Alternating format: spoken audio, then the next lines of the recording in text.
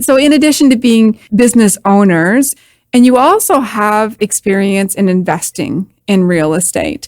Can you maybe just start with telling our audience about the first investment property? When I met Chris, within a couple of years, I loved the idea of investing in real estate. And I brought a property to Chris's attention right in our neighborhood. And I thought, this is a fabulous opportunity. He backed out quickly because he said, I will not be a landlord. Someone will end up in jail. He just didn't have the patience for it. I let that go for a number of years. And then one day I was showing a property and my client wasn't as interested in it as I was. And I said to Chris, this is a really solid house. I like this. And he said, buy it. Okay. So we did.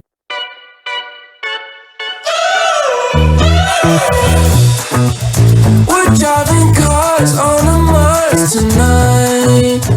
This is The Curious Investor with your host, Nicole Tanner. Secrets, stories, and successes in commercial real estate.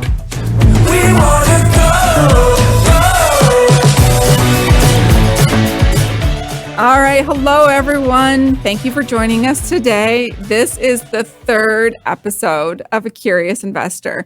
This podcast was born off of listening and learning from the stories of those who've gone before us. I've invited different guests in to share their experiences on all things commercial real estate. This focus has been on really speaking with investors who and talking about what their experience was like on their first investment property or on a new kind of investment property. So this is A Curious Investor. My name is Nicole Tanner. I am a commercial real estate broker and the team leader for Reed James Commercial Real Estate Team, which is part of Keller Williams Energy Real Estate Brokerage.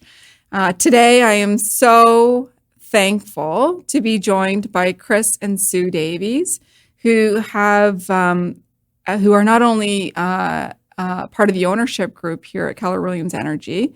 They are two of the co-founders of the brokerage, have built this amazing brokerage, which I live and learn every day, and have personally been really important mentors in my commercial real estate journey. And truly without them, I would not be where I am today. So I am super privileged to have been a part of your journey as well into commercial real estate. And I've borne witness to even some of your other commercial investment properties or investment properties. So without further ado, we're going to dive right in because I know everyone wants to know a little bit more about you guys as well. So let's just begin by telling our listeners a little bit about yourselves, where you're at today in your business, and really how you got there. First of all, I want to say, Nicole, congratulations on your podcast and in growing, establishing, and creating the commercial department in KWE for us. It's been a beautiful addition to the whole operation, and you have done a fabulous job. So, and thanks for having us on today. So, what did you want to know? Who are you? Oh, Tell us about yourself. Well, as far as the real estate career, I'm just finishing up my 16th year. I got interested in the whole industry when I met Chris 20 years ago and listened to his expounding on all of the background he has in helping people, like just nonstop on the phone, helping people. And I love the industry because I love working with people. What did you do before you got into real estate? I was in finance, many different places, and I love numbers. So kind of like you with the commercial part of it, that appealed to me, but I didn't, I guess, have the patience to work it.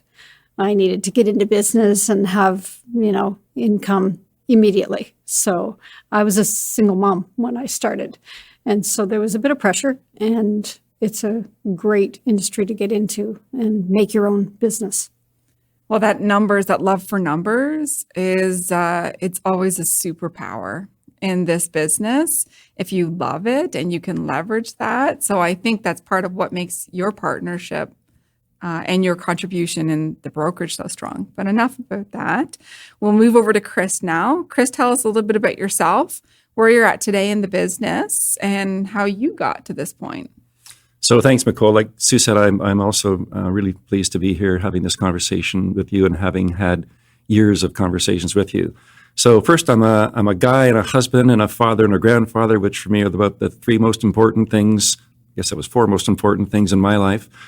I've had 46-year career in the real estate brokerage business, and a shorter career in the real estate investment part of it. As we'll discuss later on, I began as a reluctant investor, but my amazing wife helped me get over that hump, and our real estate investments have become a really important part of our preparation for retirement. And so I am certainly nearing the end of my business career, but business will be a part of my life as long as I'm around, and so will investing. And watching Keller Williams Energy and the commercial division of Keller Williams Energy continue to grow long after we're not doing this. I love it. So tell me a little bit about what you did before you formed the ownership group or co-founded Keller Williams Energy. What did that look like?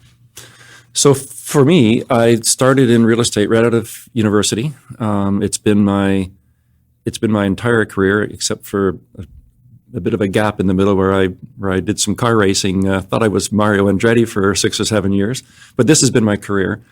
And so before KWE, I managed several real estate brokerages for a period of about 8 years. I was a senior executive in Royal LePage real estate operation in Canada, way back in the day before, when Royal LePage offices were all company-owned stores before franchising. So that goes back a long way.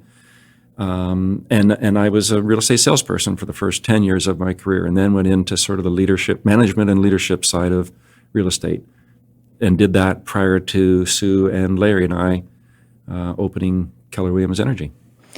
So prior to Keller Williams, you'd never been part of the ownership group on any real estate brokerage? Correct. No, I was essentially an employee, a manager, and then in a larger sense within the Royal LePage operation, yes.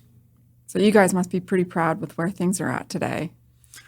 Sue and I, so we have 5 kids, and we often say that Keller Williams Energy was our 6th baby, and it is. We're very proud. We're most of all, we're proud of the people that we've been fortunate to get involved with, like you and like so many others in this operation.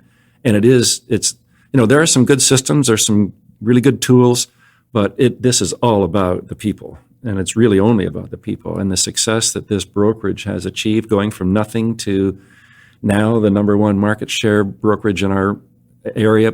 But more importantly, in my mind, our salespeople are the number 1 in productivity per salesperson on average productivity. And that to me is a huge thing. And I'm extremely proud of that.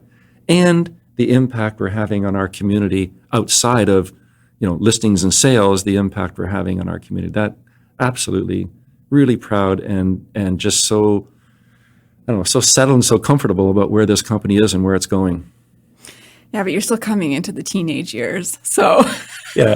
I'm not done being a crazy idiot yet. That's for sure. No, I couldn't agree more. It's part of something really special here for sure. So switching gears a little bit. Well, actually, before I go there, what inspired you both to own a business?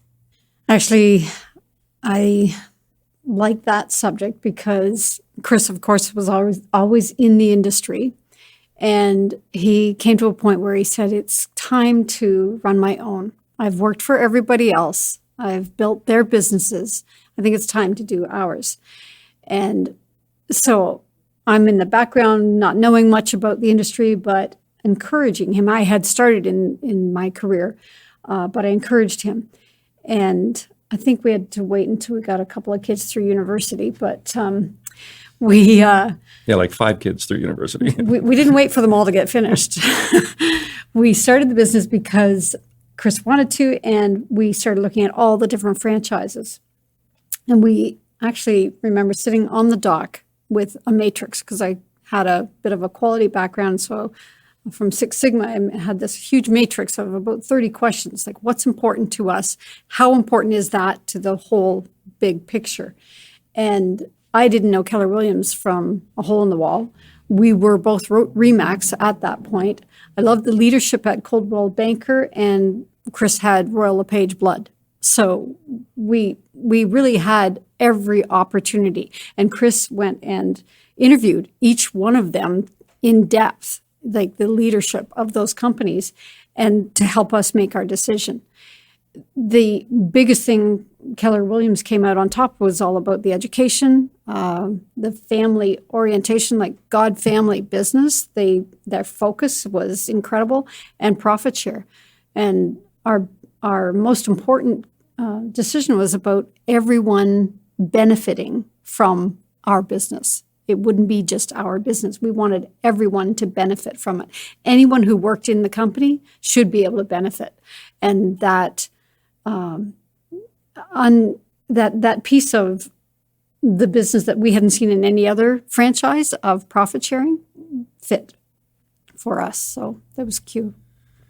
So that's a really good question. Why did we do this? And Sue really summed it up. What I'd like to add is that my motivation wasn't to be able to be called an owner of a business. I'm okay with that, but that wasn't the motivation. I got to the point where I believed this could be done different. I believed that the relationship between salespeople and ownership could be different.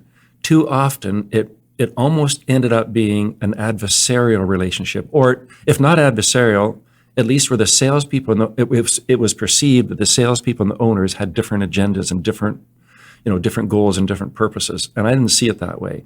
I see this as a partnership. It only works for one if it works for the other. And I felt that it was the point where I needed to kind of put my money where my mouth is and say, okay, can we actually build something where that actually shows up, where people feel, everyone feels like a stakeholder, whether they have any shares of the company or not. They are stakeholders in the decision making. They're stakeholders in the path forward. They're stakeholders in what we do and what we don't do, and that everyone benefits. And as Sue said, well, there were many reasons why, surprising to us actually, that Keller Williams came out on top of this matrix process we went through, because we knew the least about Keller Williams when we started it. We knew a ton about Royal LePage, we knew a ton about RE/MAX, and we were learning more about Coldwell Banker at the time, all which incidentally are very fine organizations and continue today to be very fine organizations. But of the many reasons, one of the many reasons we selected KW is the profit share piece, because to me that was one of the true examples of why this is a stakeholder business, and why our salespeople and the ownership were not on different agendas, didn't need to be on different agendas. We're on the same agenda here. That's what I wanted to see, if we could actually make that happen. That was really my reason for wanting to open our own brokerage, that I could have the free will to see if we could make that happen and not be answering to a different owner's agenda. So that's why we did this, and it seems to have worked out pretty well. I think we proved that we can do that. I agree. 190 sales representatives later would certainly attest to that as well. And we are just about to go over 200 for the first time. That might even happen before the new year rings in, which is amazing. And for 2021, almost $400,000 in profit share. As of the end of October, and the year's not done yet. Yeah, exactly. So this is absolutely one of the reasons why I always love talking with both of you, is that you're not only business owners, and I do what I do because I'm fascinated by the story of other people. To birth this thing up from nothing to that kind of success, really with the mindset, and this is why we get along so well, with the mindset that it needs to work for everybody. It's not top down, and we're here. And through our own individual we are individually successful when we are better together. And so I know, but so in addition to being business owners, you both have a long history in real estate, and you also have experience in investing in real estate. Can you maybe just start with telling our audience about the first investment property, and then we'll go from there? When I met Chris, within a couple of years, I loved the idea of investing in real estate. And I brought a property to Chris's attention right in our neighborhood. And I thought, this is a fabulous opportunity. And I'm not sure if we made an offer on it, but he backed out quickly because he said, I will not be a landlord. Someone will end up in jail. He just didn't have the patience for it. Probably me end up in jail. Yes. So I let that go for a number of years. And then one day I think I was showing a property and my client wasn't as interested in it as I was. And I said to Chris, this is a really solid house. I like this. And he said, buy it. Okay. So we did. And I think within a couple of years, we bought a couple more. Just we were at the right place because we'd had the business long enough. We had an establishment where the banks would support that. So there was a lot of debt. But as long as I made it basically a small cash positive with tenants, it worked. And Chris would just kind of stand back for tenant issues. But we had a really great process for having to get a tenant. And actually we have the same tenants from the very first. So 6-7 years we've had the same tenants, which just speaks huge to the whole process we used to get the right people. So how many investment properties do you have today? We have 2 residential and a couple of cottages that are a seasonal rental. Nice.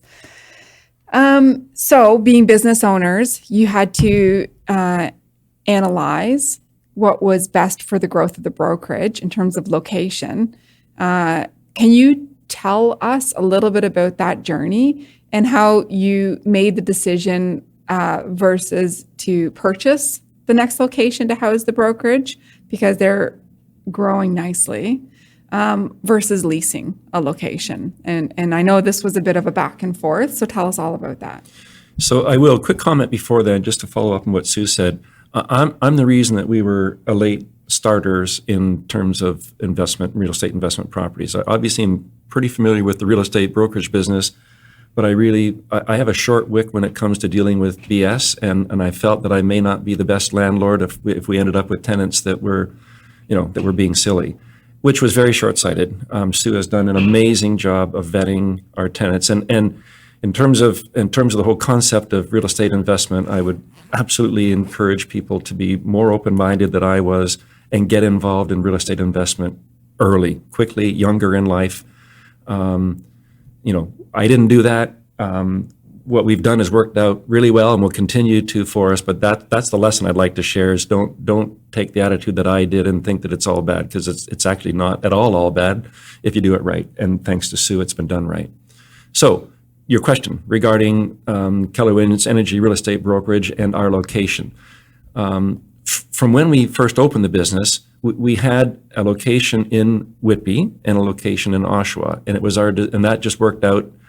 When we first opened in Whitby, 4 months after we opened our brokerage in Whitby, we had an opportunity to purchase the Keller Williams Energy Brokerage that existed under different ownership in Oshawa. We did that very quickly, and along with that came a location in Oshawa. So we ended up immediately with 2 locations. It was always our goal to be under one roof, and to be under one roof in a more ideal location than either our Whitby or Oshawa locations were. So from 6 months in, we began that part of our journey, but we were not able to find one location that was central enough between, close to the border of Whitby and Oshawa, and north where we wanted to be for the future, or a building that would suit us. So we looked at many locations over the years.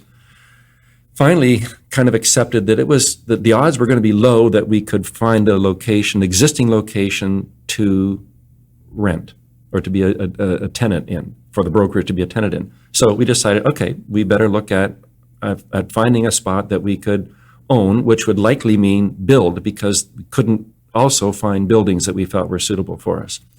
So along comes Nicole and the commercial operation, and we sort of charged Nicole with the process of helping us to look for the ideal location, with the idea that it would probably be a new build, which would then, the brokerage would then be a tenant still, because the brokerage couldn't own the location, but a separate investment group of us would own the location and create a building that KWE would then be a tenant in. So that's the road we started doing. Nicole, you showed us a number of different locations, came up with the location that we ultimately did purchase, with the intention of building our building.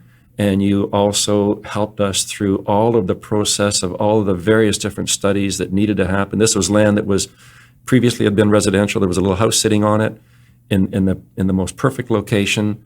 And you helped us, as you well remember, go through all the steps we needed to go through to determine whether or not we could in fact build a commercial building that we wanted to build for this brokerage.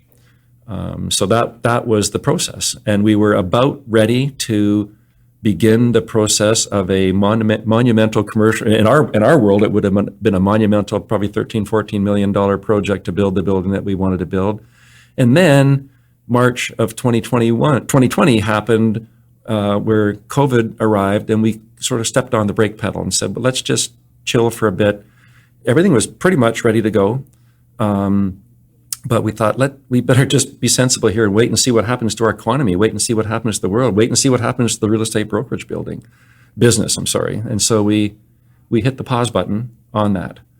And then when we were getting closer to be ready to take the pause button off, Nicole steps forward again with an opportunity of a different location that was brand new, but just being completed, and could actually house our operation right away, because a new build obviously would have taken 2-3 years to actually get the building up and occupied.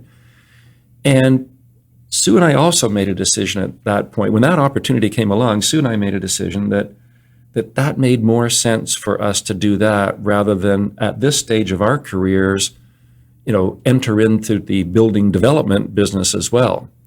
So we, with Nicole's stewardship, we negotiated a lease on this other location in a terrific location, which then made our building lot not necessary for us to own, because our desire wasn't to be developers. Our whole purpose was to find a great location for KWE for the future. So then we charged Nicole with the next step of this process, which was to sell this lot, which was essentially ready to go, or very close to being ready to go for commercial development. And you did that, and the happy ending to that story as well. So do you regret buying that piece of property, even though there was never any building built on it?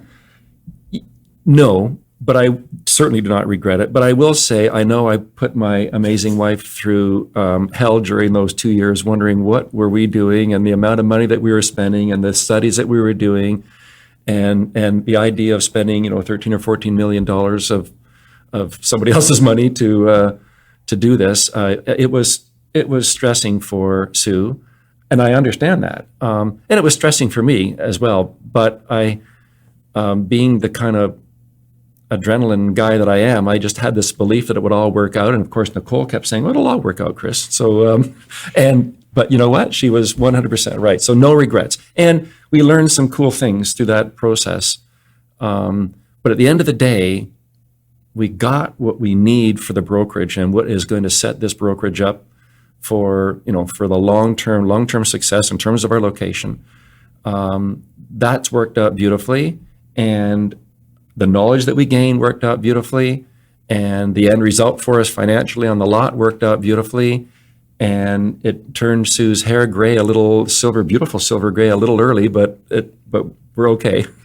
It is interesting how the tables turned, because I was all in for residential investment long before the commercial opportunity came up.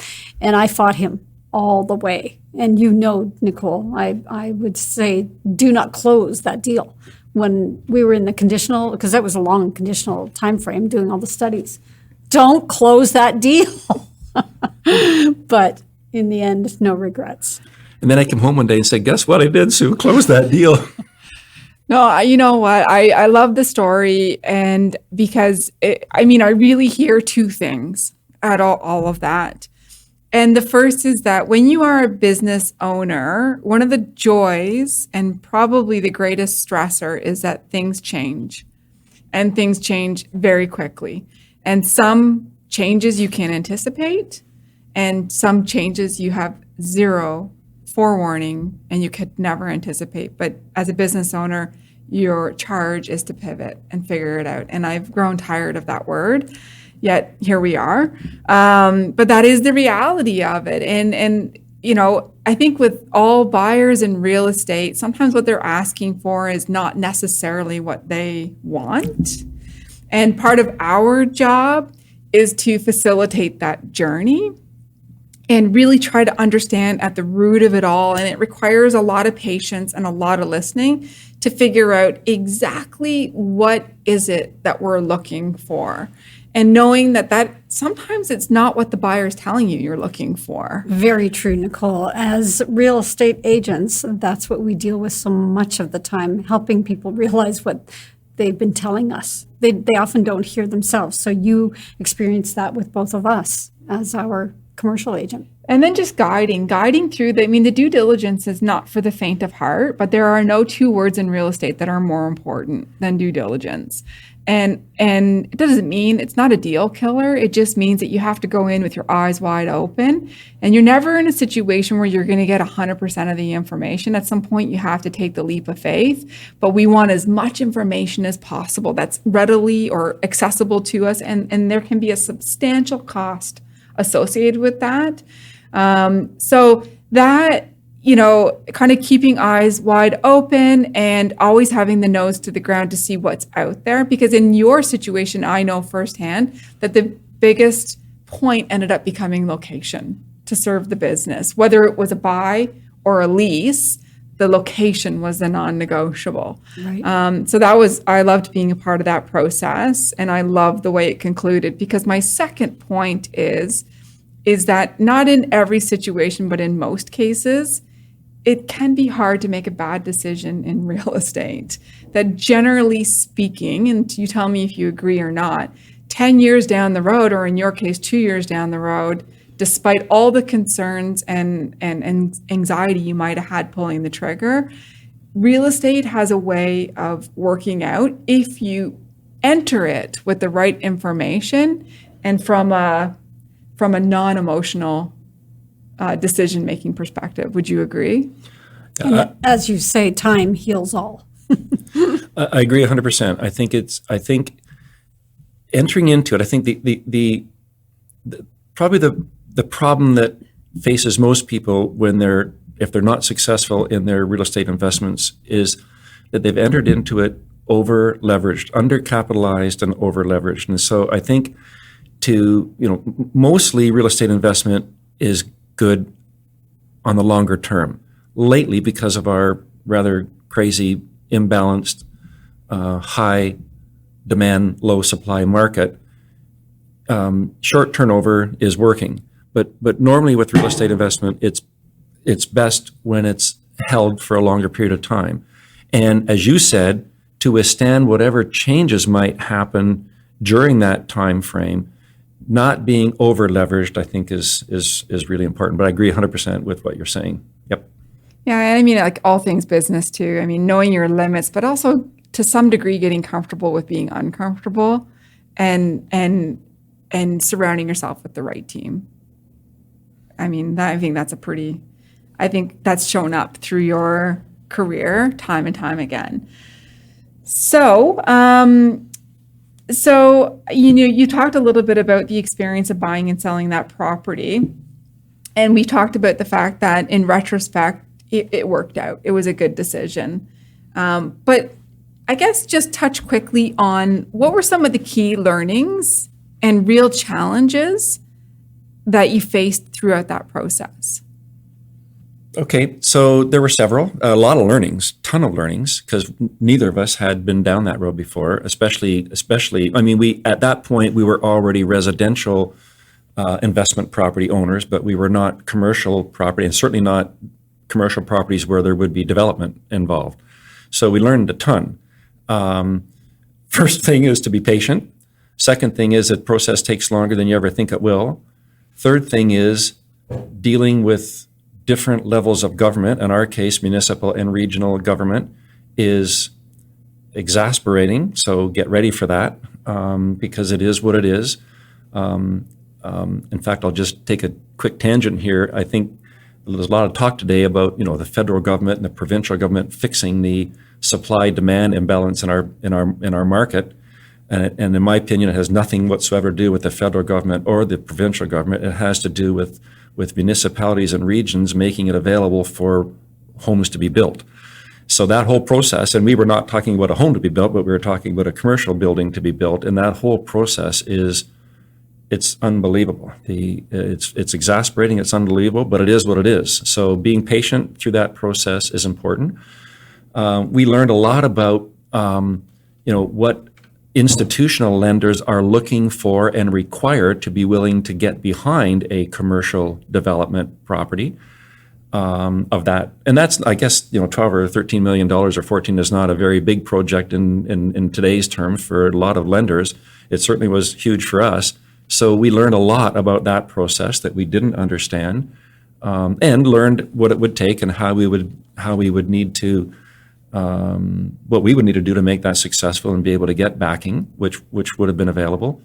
So those are the fundamental things that we learned, which, having learned those, I've said to Sue several times, we should have, when we were 25 or 30 years old, we should have started, developing property. Well, we certainly should have started some basic real estate investment. And not that we should have, but had I to do it over again, and we are now encouraging our 5 young adult children and their spouses to get into investment. It was a great learning process. And you said it a minute ago, that having the right team with you to support you in doing that that's the gold. That is the ticket. And so much grief can be saved, which was saved in our case by having the right team, which was you and your team, to help us through this. And the other resources that you brought into play, that weren't necessarily a part of your organization, but you brought them into play. That's so important. That was something we learned. Well, we knew that already. We always knew having the right people around us is the way to go, but it was just reinforced with that venture, with that whole process we went through. So the $1 million question, would you do it again?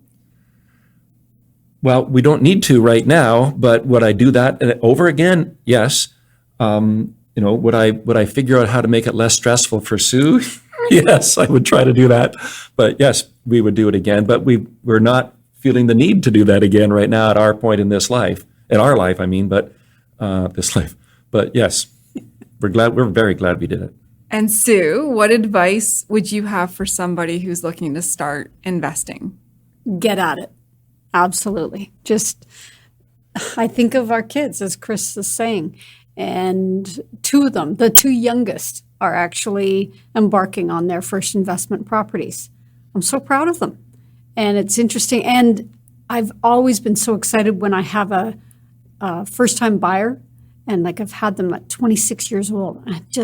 I'm so excited for them. They are amazing people to put that into place and just have that faith to go for it.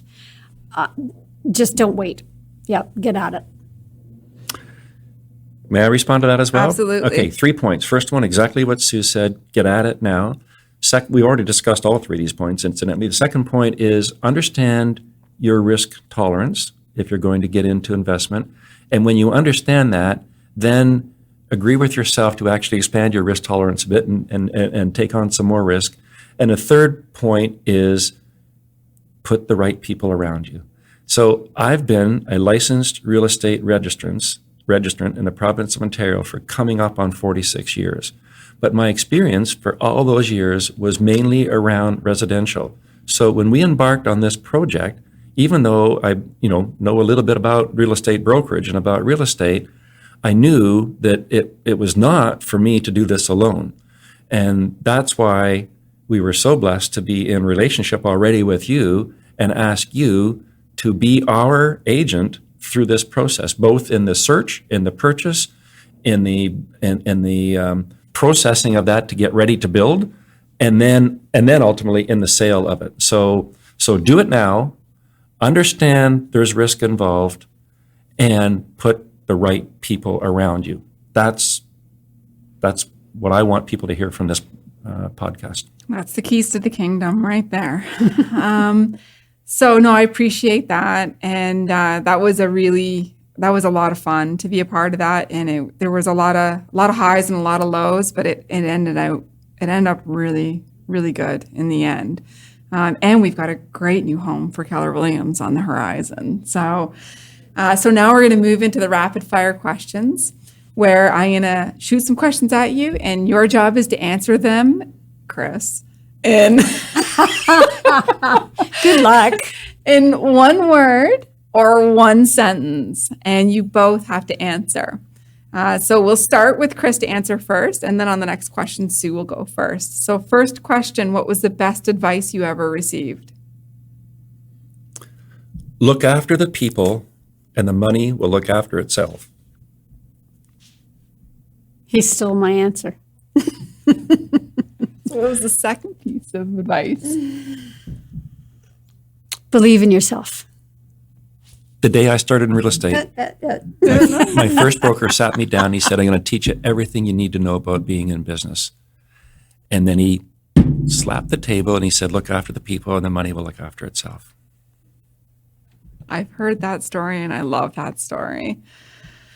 The best advice I ever received is I've got 150 agents who have no idea what to do with their commercial referrals. What would you tell your 20-year-old self?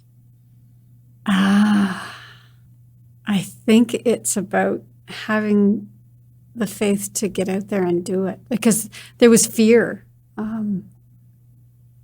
I was into real estate at the age of 20, but didn't think beyond, my own home.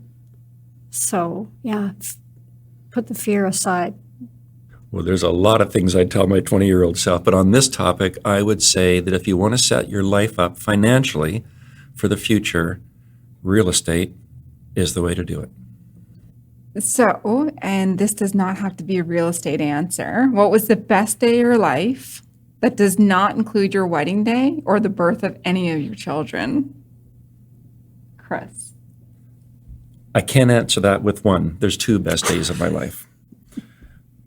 The one best day, which was more recently in my life, is when we realized that after a few years with this business, that what I thought we might be able to do, have that relationship between ownership and salespeople, when I realized, yep, that works.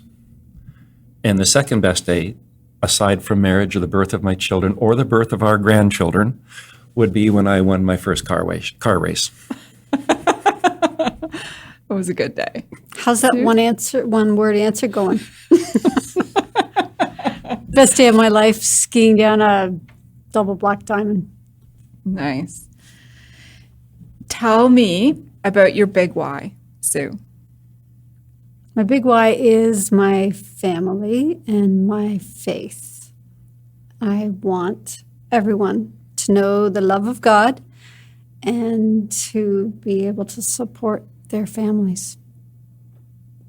And Chris, what's your big why? Yep. To be a role model of risk-taking, of decency for my and of entrepreneurism for my children, our grandchildren, and our expanded family, which is pretty much anybody who will listen to us. And the last one, and the conclusion of the podcast, define success. That's real easy. Being able to be happy and have fun and make a difference in people's life in little ways or maybe even big ways every day. Very good. And Sue? Being happy with yourself, no matter where you are. Very good. Well, thank you so much to both of you for joining us today and so openly sharing your experiences and your stories. I look forward to great things still to come. Thank you. Thanks for having us, Nicole. Thank you so much. Merry Christmas. To the stars tonight. We wanna go, go.